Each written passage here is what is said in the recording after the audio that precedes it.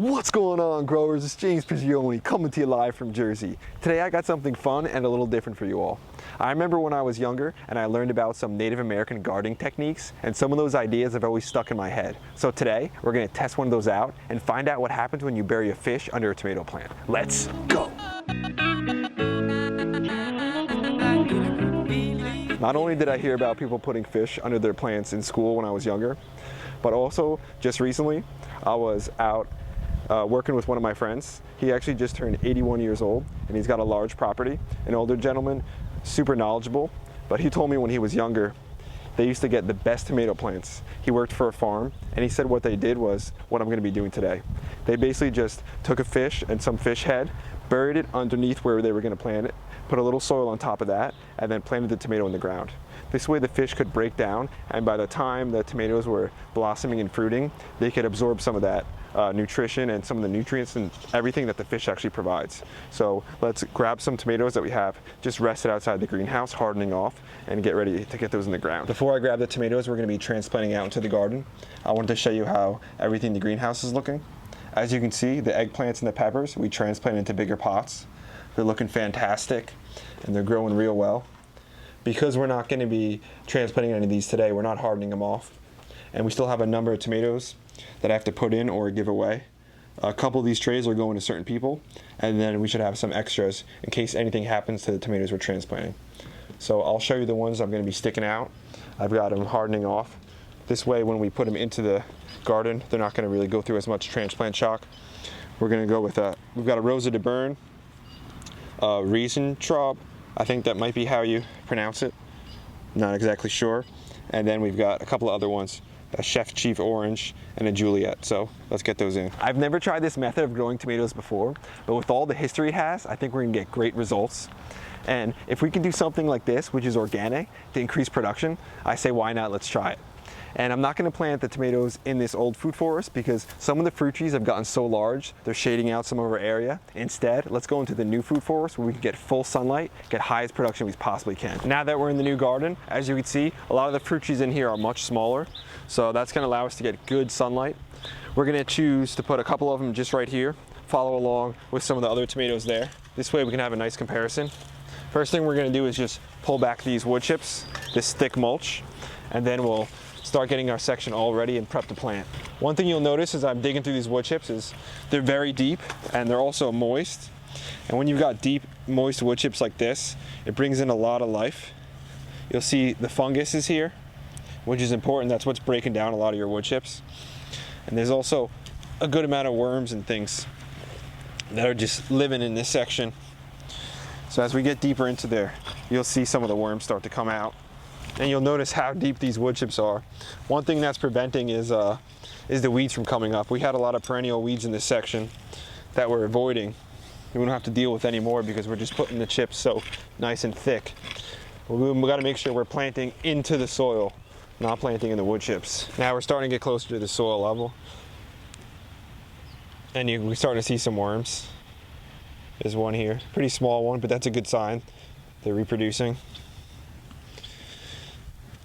And again, we're planting into the soil, not into the wood chips. So it may be deep to get to the soil level, but it's going to be nice and moist. In this spot, we're going to be planting the Rosa de Bern. This is a tomato that I love planting. I have a number of them in, so we can compare how this one does with some of the other ones I put in. We're going to dig a hole. We're going to dig it relatively deep because we're going to be burying it to about here or here. Tomatoes you can bury deep into the soil, but we're going to bury extra deep because we're going to put that fish in. So let's get this section dug, and then we'll go grab that fish.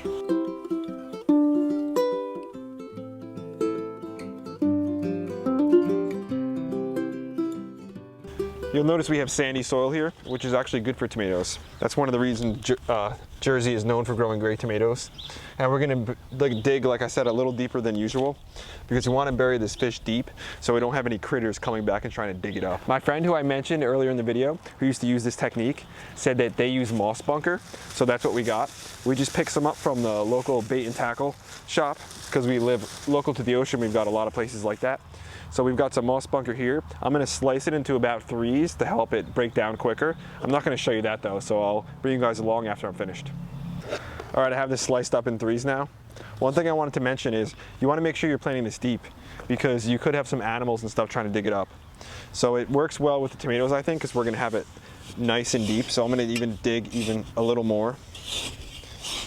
Take a little more of the sand out. And then at the bottom, we're going to have this moss bunker, this fish. I'm going to put it in 3 different pieces, just like that. I've often heard people just using fish heads, but I wanted to get something with all the guts and everything in it because I think that'll add a lot of trace minerals because this fish is going to already add a lot of phosphorus and a lot of nitrogen.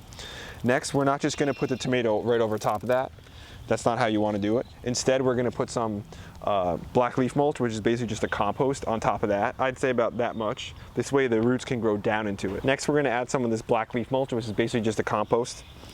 Another thing the fish is going to do is create a better bacteria-dominated soil, which is good for tomatoes and annuals like this. So we've got about, I say, that much of the black leaf mulch in the compost. Next, we're going to get our tomato ready. We're going to pop off these lower leaves. Any of the leaves that are going to be buried, we want to take off. You don't want to bury any of the leaves. And the tomato will root from the stem. So we'll flip it over. As you can see, we've watered it just the other day, so it's not really dry. We'll put that right at the bottom there. Noticing the height that we're still going to have some of these leaves sticking out, but we're burying the majority of the stem. Next, we're going to backfill with some black leaf mulch. And I'll fill this just about to the height of that tomato. Then I'm going to water to make sure that I've got plenty of moisture down at the bottom where the fish is and also where the black leaf mulch is. Next, we're going to get this all watered in. I hope this old train breaks down, then I could take a walk around. You see, there's no time to see, 'cause time is just a melody. So I'll really soak it like that, and then we'll let it all drain down, and then we'll add some more layers of the natural soil and the black leaf mulch. Now that that's drained, I'm going to add some of my native soil, sandy soil. You'll notice for this I didn't use any mycose and inoculate with any of the mycorrhizal fungi like I usually do because I want to really see what's going to happen with the fish. I don't want to add too many different variables and then not get a good kind of experiment.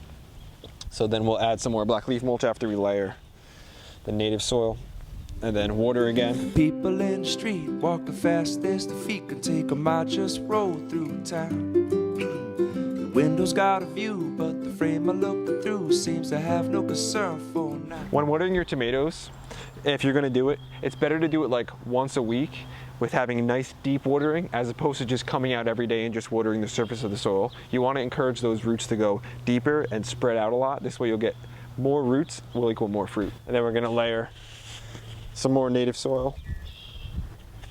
One thing with this native soil that helps is not only is it sandy, so it's good for drainage, but the black leaf mulch, if you just use that, it kind of doesn't hold the plant in that much. When you use a nice sandy soil like this, it can help stabilize the plant. So we'll get a little more of this in. Then we'll finish it off with some of the compost. But now I need this here old train to break down. Oh, please just let me please break down. You'll notice when I snapped it off with my finger, I didn't do it super close because what I don't want to do is peel this down and have it rip some of the bottom of the stem off. Now that I have that one planted, I'm just going to take my cup, which has the label on it, and just leave it off to the side. This way I can come back and add my stakes in and then label my stake because I want to make sure I know what variety this is. Then I'm going to come by and I've got about 3 more tomatoes I'm going to plant in the same technique. Put 1 more over here and then 2 in a little bit of a different location that's still getting a lot of sunlight. When it comes to gardening and even life itself, one thing I like to do is try different stuff out. It's not likely that everything is going to work every time, but sometimes it does. And even if it doesn't work, there's always a lesson, there's always something to be learned. I heard someone say that, how long should you try? And it says until it works, until you've exhausted all your opportunities. And I think that's a good quote. Another one that it reminds me of is, even if it doesn't work out and you make a mistake or something, that every mistake, every adversity, every failure carries with it the seed of an equivalent success. There's always a lesson to be learned. So I encourage you guys to get out there, to try something new.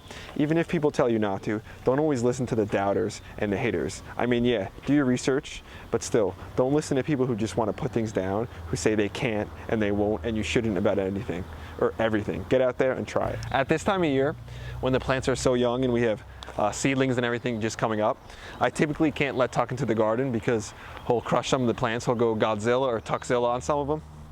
But he wanted to come in and say hi to everyone. Come on, boy. Because he loves being on film. He's head of garden security. We call him the MVP of the channel. Come on, Tuck. And he's really the reason I think why a lot of you guys are even here. But as you can see, he'll just walk over some of the plants. Come on, boy. Come on, Tuck. I also didn't want him getting into the fish because I know once he starts to smell them, he's probably going to be jumping all over them. I don't want him licking the fish. These aren't necessarily ones we should be eating. They're more of a bait fish. Good boy. Good boy. But he did want to come in and say hi to everybody. But I know he wants to play. He always gets excited when he comes in here. And one thing about the garden is it's always got plenty of sticks, plenty of toys for him to play with. We'll let him run around for a minute just to get some sniffs in and see how everything's doing.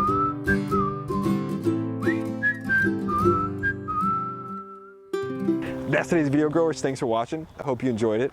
So I wanted to bring you along for the start of everything when I first put it in. This way, if you want to try it out, you can also. But what I'm most excited about is to bring you along for the progression, to see how well it works and if it's something I'm going to be continuing to do in the future.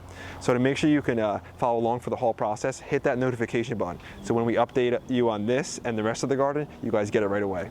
If you enjoyed the video, hit the like button, hit the subscribe button, share with your friends. Tuck and James Prigioni, back at you real soon. We out.